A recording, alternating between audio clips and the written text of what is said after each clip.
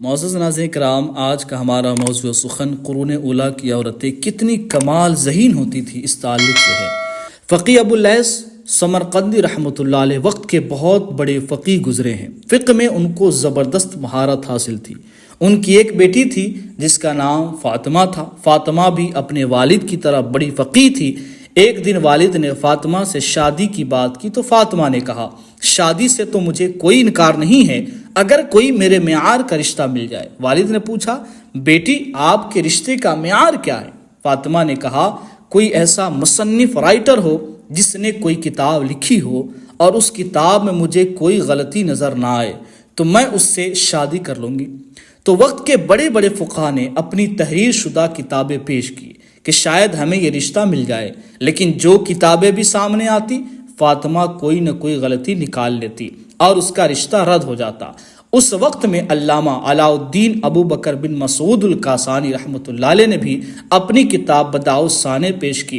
یہ کتاب فقہ میں بے مثل و بے مثال ہے۔ جس وقت فاطمہ کے سامنے یہ کتاب آئی تو وہ کتاب فاطمہ کو پسند آ گئی اور اس کتاب کی وجہ سے فاطمہ کا نکاح علامہ کاسانی کے ساتھ ہو گیا۔ اب سنیں، فاطمہ کے والد وقت کے بہت بڑے فقی، فاطمہ خود بھی بہت بڑی فقیہہ اور فاطمہ کے شوہر بھی بڑے درجے کے فقی تھے۔ علامہ شامی رحمۃ اللہ علیہ لکھتے ہیں اور فرماتے ہیں کہ فتاویٰ فاطمہ کے گھر سے جاری ہوتا تھا، اس پر جہاں فاطمہ کے والد کے دستخط ہوتے تھے، فاطمہ کے شوہر کے دستخط ہوتے تھے، وہاں فاطمہ کے اپنے دستخط بھی ہوتے تھے، اور جب تک فاطمہ دستخط نہ کرتی تھی اس وقت تک فاطمہ کے والد اور شوہر کا فتویٰ معتبر نہیں مانا جاتا تھا۔ لوگ کہتے تھے کہ جب تینوں کے دستخط پورے ہوں گے پھر کہیں جا کر یہ فتویٰ معتبر ہوگا۔ یہ قرون اولیٰ کی ہماری ماں اور بہنیں اور بیٹیاں تھیں جنہوں نے اس انداز سے زندگی گزاری تھی